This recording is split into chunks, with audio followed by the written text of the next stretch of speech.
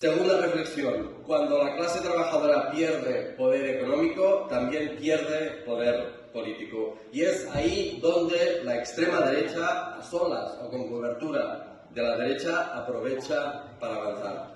Cuando llega al poder con los votos de una clase trabajadora cansada de las políticas neoliberales que también varios partidos de izquierda han llevado a cabo, hace siempre lo mismo. Primero, reducir los impuestos a los ricos.